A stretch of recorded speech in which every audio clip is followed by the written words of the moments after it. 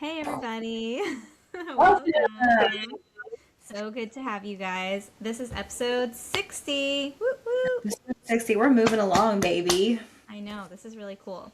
Okay, today's also part 4 of our trauma series and all things traumatic. So welcome back for another episode of the heavy stuff. And we're going to try not to do 82 episodes of just trauma because at this point, we think We we could. could. We definitely could. But Yes. there's so much to talk about, and we want to do it justice because it is heavy, it's misunderstood, and lots of people are dealing with the trauma stuff. So, today we're going to spin a little bit and address our less considered portion of the trauma experience. So, we're going to talk about the people who are on the receiving end of someone who's been through trauma and how to support them and hmm how to understand as much as you can and what you can do to be helpful and validating and supportive and not feel like you're drowning in how do I help my partner, my friend, whatever. Right. I think it's a hard thing. When you just said that, I was like, Ugh, you're on like the receiving end of like, oh, I know this person has trauma stuff. yeah, I also get how it can feel like I don't know what to do. I don't know what to say. yeah, Things that I do that I think aren't an issue become an issue. Like, yeah, so I think it's just why we're talking about it is just like there's such a hard thing. It's a hard thing to understand if you haven't been through it, and then you're trying to love somebody who's been through some stuff. So, yeah. So I think maybe one of the misconceptions about being supportive of someone who's been through trauma, you can't take it personally. right. You can't. Because Mhm. someone who has been through a tough time or a toxic relationship or an abusive situation, you are never going to be the reason that they are experiencing like a re traumatization. You're not going to be the reason that they are experiencing a trigger. It's the memory, it's the connection to something that happened that you're present for or that you've kind of made feel familiar in some way. So it's not about you. That's point number one. Unless you are literally doing the same thing to them that the other person did, it's not about you. Right. But how would you say, and this is the way the topic you're jumping into, I think is one of the most important. How do Yeah. you not take it personally when it feels like, ugh, I say something and now we're down this rabbit hole of something that Yeah. I did? Right. It's hard. I mean, we were just talking about this for like 30 minutes before we hopped on, right? It is hard not to take it personally, but I think it comes with asking questions, trying to be supportive. I don't think trying to be understanding because the fact of the matter is you're probably not going to understand. And Yeah. that's frustrating too, right? But like I tell my kids, you can't solve a problem by arguing. You can't solve a problem by criticizing. You solve a problem by asking questions and by Right. learning, right? So how you're going to feel offended sometimes. You're going to feel frustrated and overwhelmed like why did something that someone else do to my partner? Why is it my problem? Why is Right. this happening to me? Right? It sucks. And that's okay to sit in it and wallow in it for a while, but you have to understand that it's really not about you. And I Yeah. think the way to get around that is to say, well, let's put a pin in this for a second. What just happened? Try hmm to explain it to me as best as you can. Like what was it that we just talked about or what was it about me that I did that kind of made you feel that way? What felt Right. familiar, right? There are certain ways that you can ask that question that might make it feel a little bit less like your responsibility. Right. Because it's also not your responsibility. It's that person's journey to process it and get through it, but you can support them. Yeah, I think what you say is important because one of my clients said this before, and I'm like, no, you're not wrong. He Hmm. was like, he was trying to be understanding, right? Yeah. And his sentence to me was, at what point is it my job to understand more? And at what point is it her job to heal herself more? Ooh, And I was that's like, powerful. ooh, like, Yeah. both. And Hmm. I, unfortunately, the sentence I said back was the most in the moment, real time thing I could say was, I think it's forever going to be both your jobs. Yeah. I don't think it's one person's job. I think you have to continue to learn how to show up for her.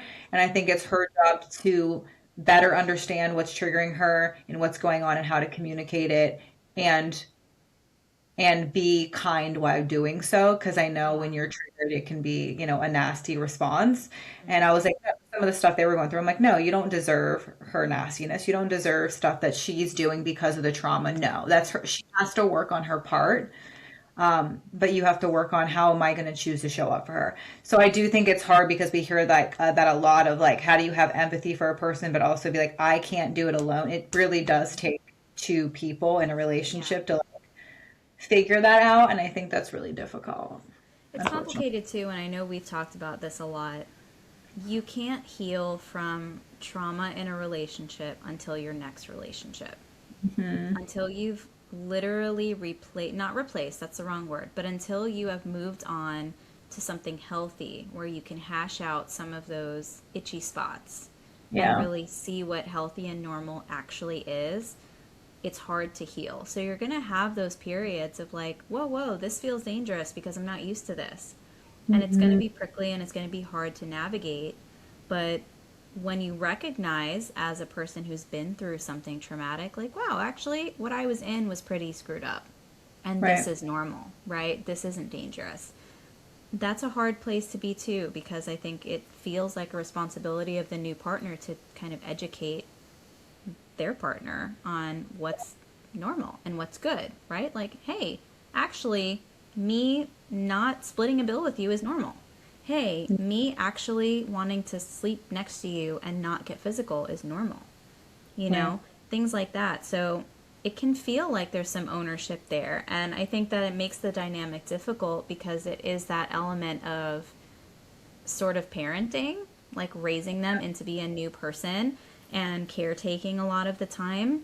So it can get sticky when the person who has been through trauma is not engaged in their healing journey just yet in a productive way because they may feel very much like, well, take me as I am, Right. and that's a burden for some people. Like, hey, take you as you are, but what does that mean?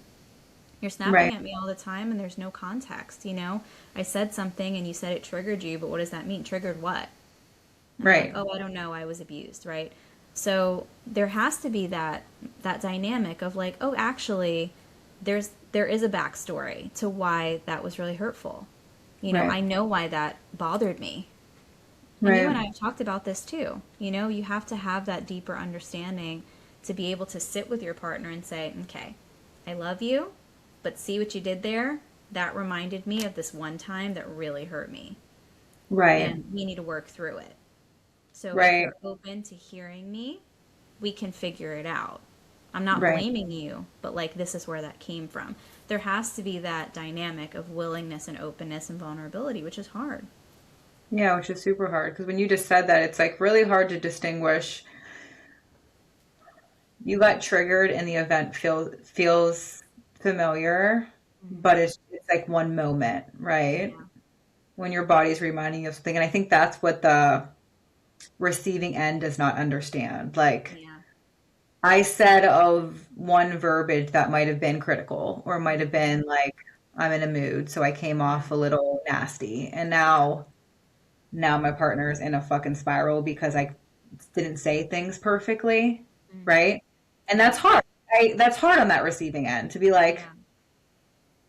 okay, and I'm not going to say it like, I think it's hard because it can't justify the person that's traumatized every time either. Yeah. Like everything this person says, I'm going to have this huge reaction to them Sure. because I don't get my trauma. And it's Right. like, it is going to be exhausting from that other end. So, like, how Yeah. do you make it less exhausting? You have to want to understand. And I think it's a traumatized person's job to really, and I'm going to say this, and I think it's hard. I know it's Yeah. hard Yeah. to try to say things out loud from a state of I'm triggered, not when you're already down the rabbit Hmm. hole because you're so much more reactive. Yeah. I agree. I do think this is a hard part of trauma recovery, that there is ownership on the part of the person who went through it to get through it.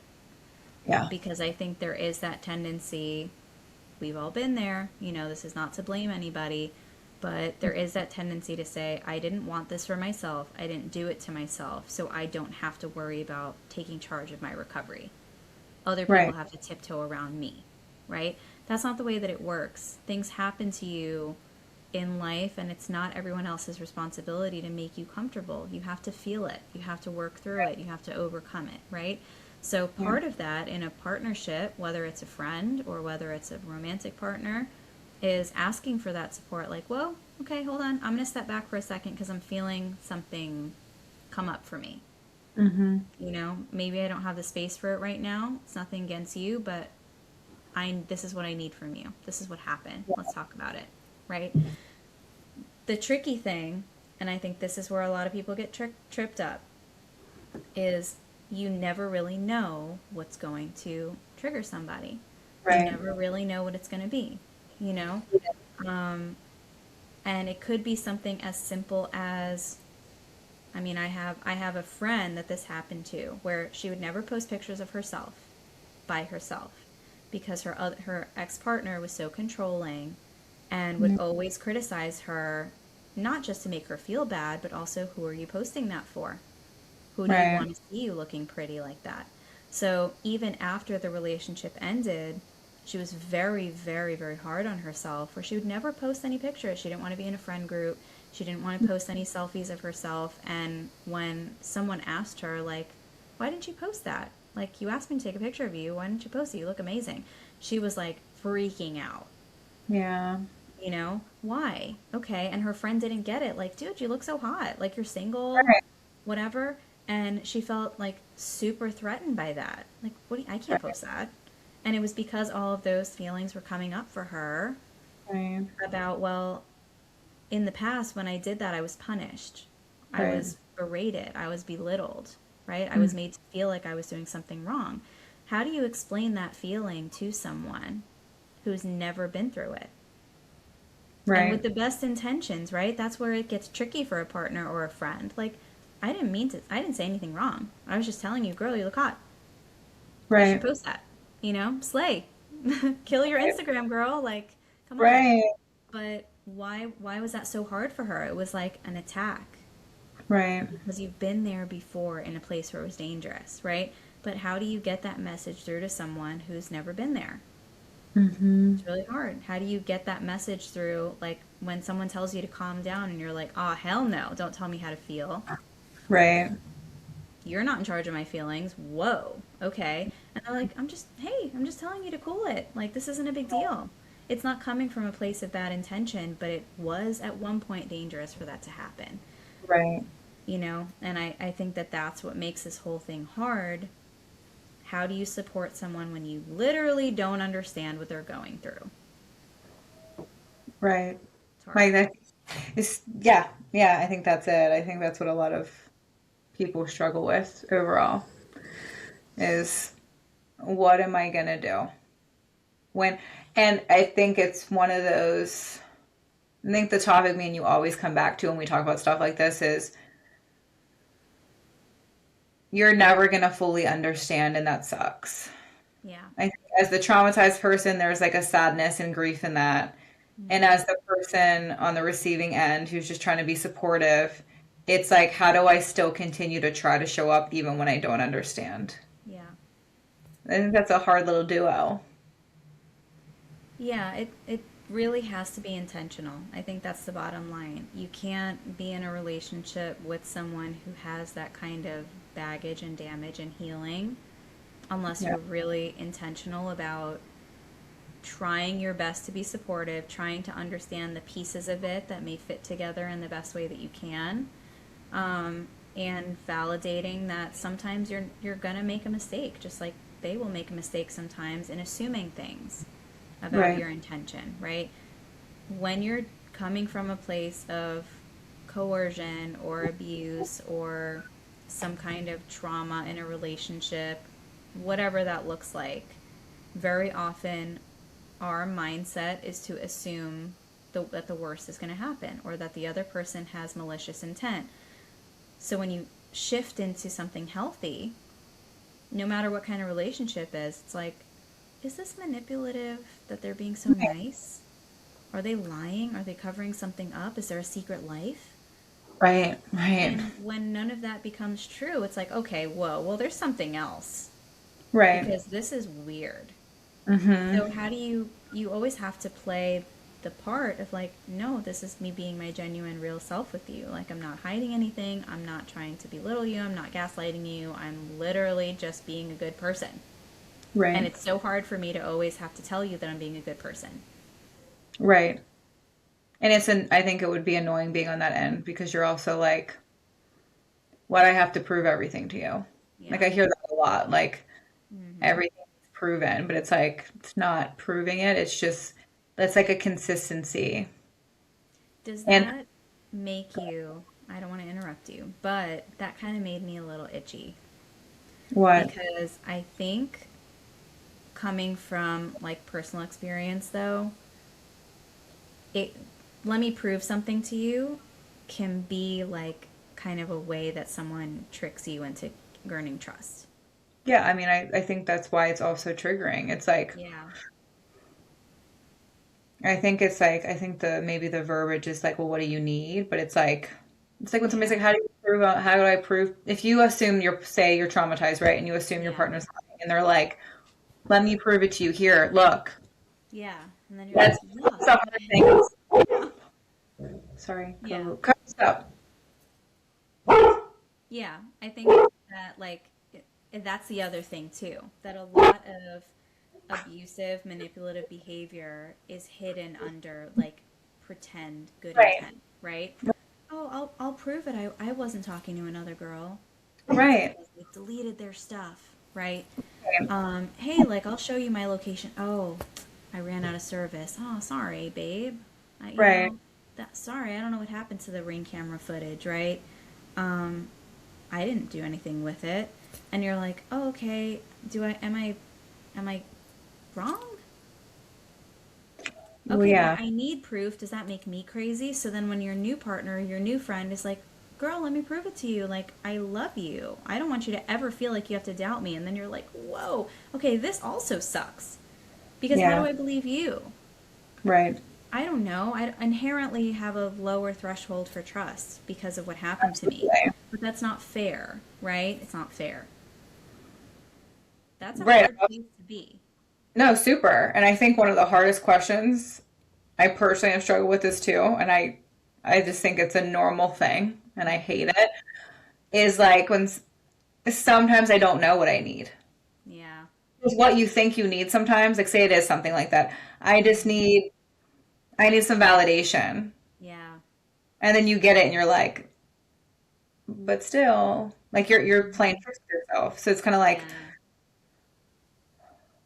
I've had couples too say that. Like if the partner's like, she's telling me she needs this or he's telling me he needs this and I do it and then they still don't believe me, what am I Yeah. supposed to do? What am I supposed to Like do? well, maybe we're back to the drawing board if that's maybe not that person's need and they have to figure out like maybe that doesn't work. So Hmm. what else is it? Like what else does it look like? And I think it's a hard thing to figure out. Yeah, this could be a really good place for our tried and true. Let me stop you. What do you need right now? Do you need advice? Do you need support? Do you need me to validate how you're feeling? Do you want to explore this? That could be a good tool when you've been with someone who's historically not been able to vocalize to you exactly what they're missing in that moment. So possibly, I mean, that could be helpful when you're just trying to explore how to get it out of that person, right? But it's also okay not to know. It is okay to be like, I feel a certain type of way right now because of this thing that just happened, but I don't really have the space or understanding myself exactly what just happened here. So, can we come back to this? Like, we're good, but can we come back to it? That's healthy too. Right. So, I would say it is a hard question to answer. Um, and it is difficult to guide somebody through it, but it really just comes from a place of also being vulnerable and being willing to say like, hey, I don't get it. And Right. it's hurtful to me when you assume that I can't step up for you, right? Like that's okay to say. And I Hmm. feel like very often the new partner or new friend or whatever feels sometimes very much like walking on eggshells. And that's not helpful either. Right. Because I think part of trauma recovery is being able to sit with it. That's a big Hmm. part of it. And when you have someone who's not willing to engage with it with you, that's also not helpful. Right. I think that's like the re-traumatizing part where like Yeah. say you were traumatized and then your partner says something, you're like already down a spiral and then your partner says something just invalidating and then it Yeah. just you're like, well yeah, I've heard that before too. And then it's just now it keeps reinforcing and it's like, oh, here I am again. And the more it feels like the past, the more you're like confused in it, right? So and I think it's hard because when you're with somebody who has some trauma too and you don't understand it fully, Yeah. you don't really know the language, right? You're not like, No. I think it's really hard. It's really hard in general without trauma, Yeah. right? Add trauma on it, and then it's like, all right, how do I say something or how do I not say something that's going to make them spiral when I don't really know what's going on with them? Yeah. But I will say, I think I do not think, because I think I know I've heard couples say this, because one of my clients, which I think is, this is interesting. I don't think you can heal, you kind of said it earlier, trauma without any kind of trauma like this that comes up in your relationship, that yeah, your relationship triggers. I Yeah. don't think it can be healed unless the other person's on board with it. Sure. To an extent, right? Again, they might not understand fully, but to an extent, we're like, okay. So one of my clients once was like, well, my partner doesn't like me to talk about my exes and stuff I've been through because Hmm. they don't want to hear about it. And I'm like, well, Yeah. to be fair, then they're never going to understand why you're Right. losing your shit when X, Y, and Z happens, right? In Right. order, we're not going back to talk about exes to be like, let me talk to you about my ex. Right. You're going back to be like, what happened there Yeah. that made you like this here, Yeah. right? So I think when people are like, oh, me and my partner don't talk about our past relationships, I'm not going to say that works. Yeah. No. And I think if a partner, a new partner, is very possessive of their time with you, red flag. And what I mean by that is if they are like, well, you're with me now, forget about that. Especially for someone who's been in a coercive, abusive, toxic relationship of any kind, Hmm. dead stop. You will make no progress because anytime you have a triggering event, anytime you are going through something, a trust issue, rebuilding something new, adapting to a new dynamic, and you bring that up, like, you know what, this is hard for me because I've never had this before. I've never gone through some, like, is this normal? Or this feels familiar to me. This is what I went through the last time, and it's shut down every single time. You cannot grow from that. Right. So I would just say, we've all been there. If someone is very much like, oh, I'm super curious about every detail of your exes in certain domains, like only in terms of your intimacy, right? That's weird. If someone wants to hear nothing about your ex relationships, that's also weird, Right. right? Obviously, you don't necessarily want to divulge every single bit of information, but if you're like, what happened to me is relevant to how I interact with you. And Right. it's important for you to understand that there are things that I'm not used to, and there are things that are also really difficult for me. Especially in the case of I have a client, very recently just talked to her, sexual trauma in a past relationship, right? I was filling you in earlier. Dude, when you have that kind of dynamic, sexual trauma is so hard to heal from when you have a partner who is also sexually coercive or who isn't always consensual or when sex is used as a transaction. You know, this is going to be difficult. And if that person can't come to you and be like, listen, I have had a lot of sexual trauma, it's hard for me to be intimate. And then you're like, well, but it's part of our relationship. It's normal. Like, it shouldn't be weird for you. Problem. That's an Right. issue, right? And my question for you Yeah. is, this is what we're going to hear a lot. Hmm. And then where do you go from there if that person doesn't get on board, or if that person's saying that verbiage of like, whoa, that's needed in a relationship. What do you mean? Like, what are your options? Dump him. Yeah. Dump him or I her. think the sentence for me, and I've used it and I continue to use it all the time. If you're not willing to try to understand this to help our relationship, because at that point it is a Hmm. relationship issue, Yeah. to try to help me, help you, help us, Right. then I think we need to reevaluate being together, because I Absolutely. need to be with somebody who's willing to try to understand the most they can Hmm.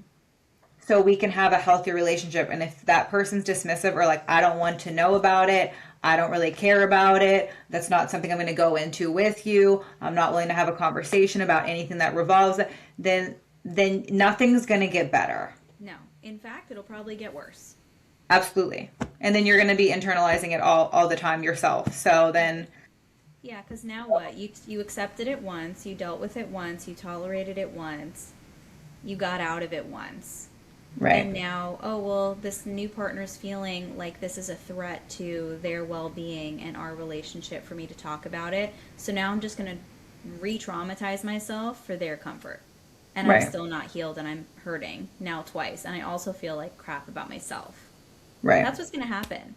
right. And I mean, Mhm. that's the harsh reality. It is a cycle. Like there's a reason that we call it a cycle because it's true. You can perpetuate it or you can break it. And a Right, partner can be what tips the scale for that. right, So, that I mean, that's the advice. This is not the relationship for you. If you're moving in the direction of healing and you want somebody who's going to try to be on the same page or be like, "How can I support you so that our relationship is healthy?" right, I feel very strongly that this is a component that's necessary, whatever that is. You struggle with that component, let's get on the same page. How can right, we get you there? Right? But if you have a partner that, like you said, I don't care because that was before me, that was, you know, before my time, that was hard for you, okay, well, you'll deal with it and we'll do what we got to do. That's not going to help you. right, So it is about being very upfront with your partner as things come up, right. you know? And And as a partner being like, hey, I need to just try to listen. I think active listening, yeah. even if there's a lack of understanding, active listening and being curious about, like earlier when we said how to not take things personal, Hmm.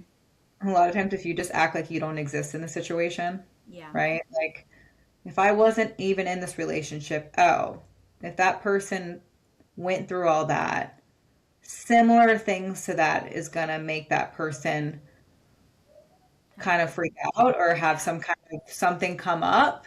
So now I'm just aware that if I fall into those things or I say things or I do things or something happens Yeah. that might be similar to that, I now know what's going on and now we can work with it instead of Right. it working against us. Yeah. Not that it's always Absolutely. going to be perfect, but Yeah. So I guess that's kind of the short answer. Like it is a really complicated position to be in, and it does take someone who's very confident in their ability and willingness to make a relationship work or a friendship or whatever it is. It is going to be work sometimes. It's not always going to be easy, but we all come with our own stuff, right? And there's always something you're going to navigate, whether it's something pretty serious like what we've been talking about, or pet peeves or things like that that you kind of have to ebb and flow with a little bit. There has to be intention, and there has to be a willingness to just compromise sometimes. right. But yeah. If you guys have any questions, comments, concerns on the receiving end of the person being with somebody who deals with some trauma, we would love to hear from you Yeah, send us because any of your I, questions, experiences, whatever, because I feel like it is not talked about enough. We focus on the person who's been in it and their recovery, but yeah, you're part of the recovery. So, right. And then obviously it's what we talked about a little bit ago, which is like obviously it's something that's not researched or talked about or given space enough. So we think there needs to be a space. Yeah. All right, so next time Traumatized Squad. Love you lots. See you soon. Bye.